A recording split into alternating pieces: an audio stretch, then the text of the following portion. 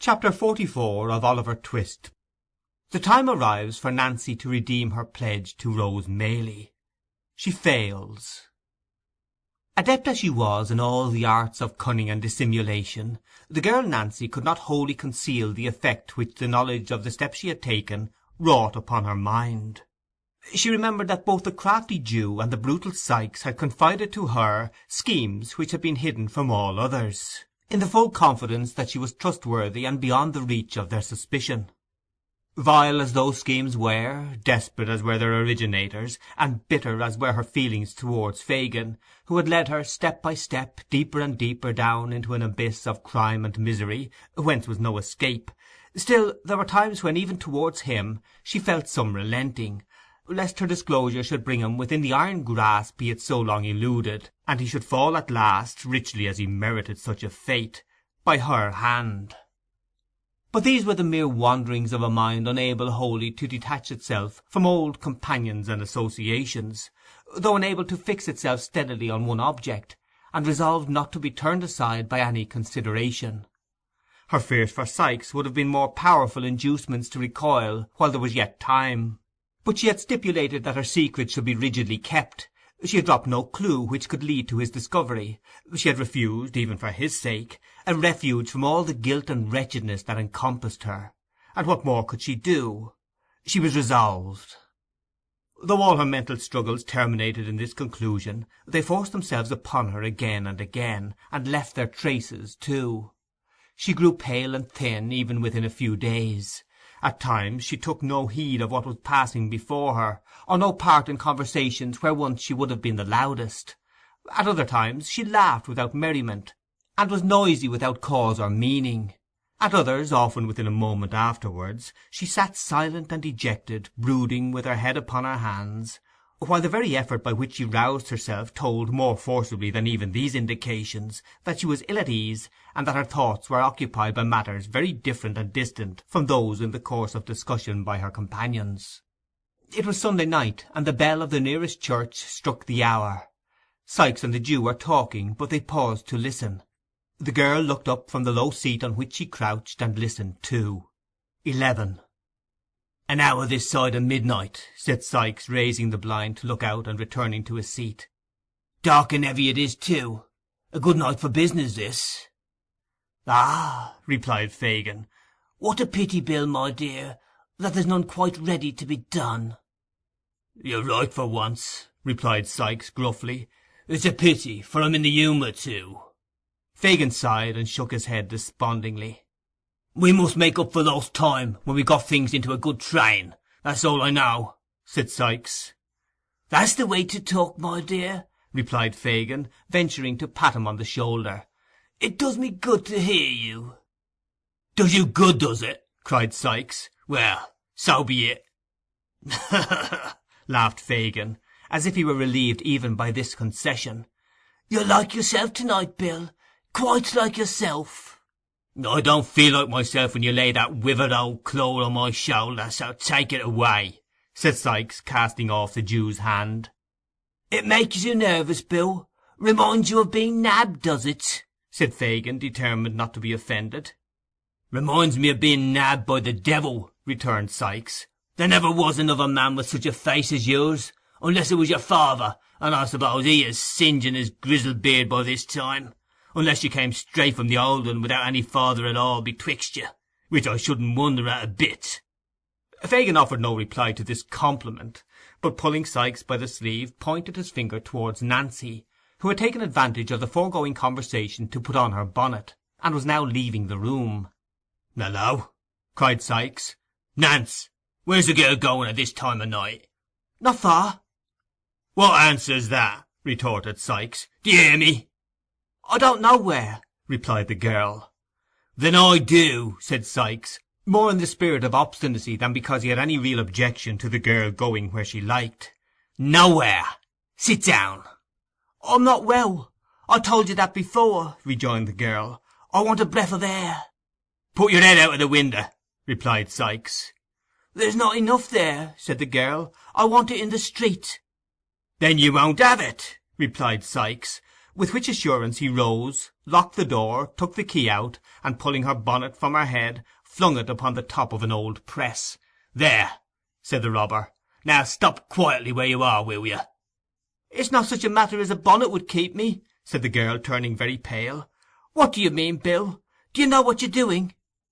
"Know what I'm— Ah," said Sikes, turning to Fagin. "She's out of her senses, you know, or she daren't talk to me in that way."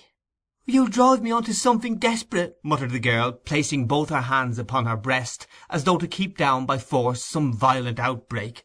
"Let me go, will you? This minute, this instant." "Now," said Sikes. "Tell him to let me go, Fagin. He had better. It'll be better for him, do you hear me?" cried Nancy, stamping her foot upon the ground. "Hear you?" repeated Sikes, turning round in his chair to confront her.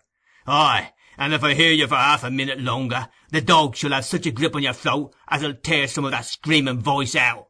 What has come over you, you jade? What is it?"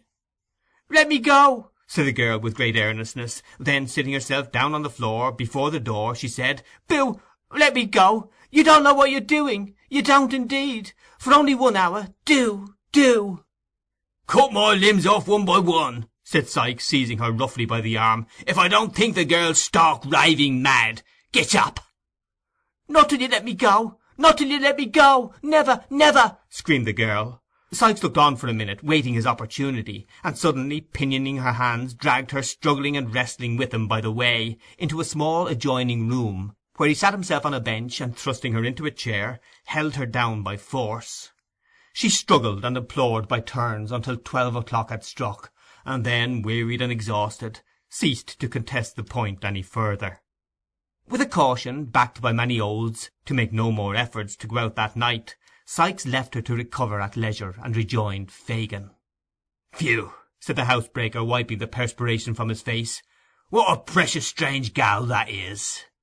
"You may say that, Bill," replied Fagin thoughtfully. "You may say that." "What did she take it into her head to go out to-night for, do you think?" asked Sikes. "Come, you should know her better than me. What does it mean?" "Obstinacy. Woman's obstinacy, I suppose, my dear." "Well, I suppose it is," growled Sikes. "I thought I had tamed her, but she's as bad as ever." "Worse," said Fagin thoughtfully. "I never knew her like this, for such a little cause." "Nor I," said Sikes. "I think she's got a touch of that fever in her blood yet, and it won't come out, eh?" "Like enough." "I'll let her a little blood without troubling the doctor if she's took that way again," said Sikes. Fagin nodded an expressive approval of this mode of treatment. "She was hanging about me all day and all night too when I was stretched on my back, and you, like a black-hearted wolf as you are, kept yourself aloof," said Sikes. "We was poor too all the time, and I think one way or other it's worried and fretted her, and that being shut up here as long has made her restless, eh?" "That's it, my dear," replied the Jew in a whisper. "Hush!" As he uttered these words, the girl herself appeared, and resumed her former seat. Her eyes were swollen and red, and she rocked herself to and fro, tossed her head, and after a little time burst out laughing. "Why, now she's on the other track!" exclaimed Sikes, turning a look of excessive surprise on his companion. Fagin nodded to him to take no further notice just then, and in a few minutes the girl subsided into her accustomed demeanour. Whispering Sikes that there was no fear of her relapsing, Fagin took up his hat and bade him good night. He paused when he reached the room door, and looking round, asked if somebody would light him down the dark stairs. "Light him down," said Sikes, who was filling his pipe. "It's a pity he should break his neck himself, and disappoint the sightseers. Show him a light." Nancy followed the old man downstairs with a candle. When they reached the passage, he laid his finger on his lip, and drawing close to the girl, said in a whisper, "What is it, Nancy dear?" "What do you mean?" replied the girl in the same tone. "The reason of all this," replied Fagin. "If he pointed with his skinny forefinger up the stairs, "is too hard with you, he's a brute, Nance, a brute beast, why don't you—" "Well," said the girl, as Fagin paused, with his mouth almost touching her ear, and his eyes looking into hers. "No matter just now. We'll talk of this again. You have a friend in me, Nance, a staunch friend.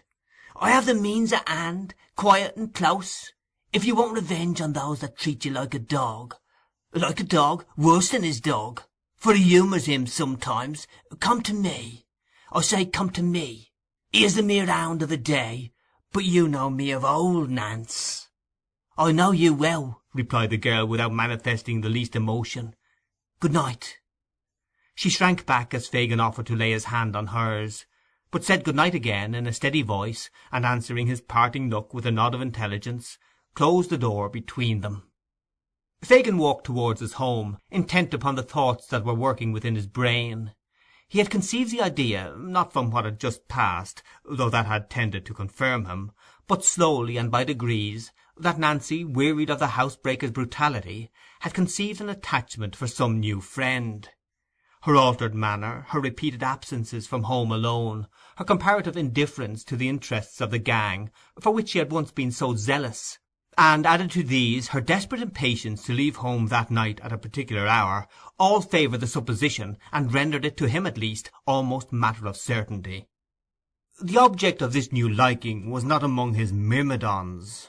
He would be a valuable acquisition with such an assistant as Nancy, and must, thus Fagin argued, be secured without delay. There was another, a darker object to be gained. Sikes knew too much, and his ruffian taunts had not galled Fagin the less because the wounds were hidden. The girl must know well that if she shook him off she could never be safe from his fury, and that it would be surely wreaked to the maiming of limbs, or perhaps the loss of life, on the object of her more recent fancy. With a little persuasion, thought Fagin, what more likely than that she would consent to poison him? Women have done such things, and worse, to secure the same object before now. There would be the dangerous villain, the man I hate, gone, another secured in his place, and my influence over the girl, with a knowledge of this crime to back it, unlimited. These things passed through the mind of Fagin during the short time he sat alone in the housebreaker's room, and with them uppermost in his thoughts he had taken the opportunity afterwards afforded him of sounding the girl in the broken hints he threw out at parting. There was no expression of surprise, no assumption of an inability to understand his meaning. The girl clearly comprehended it. Her glance at parting showed that.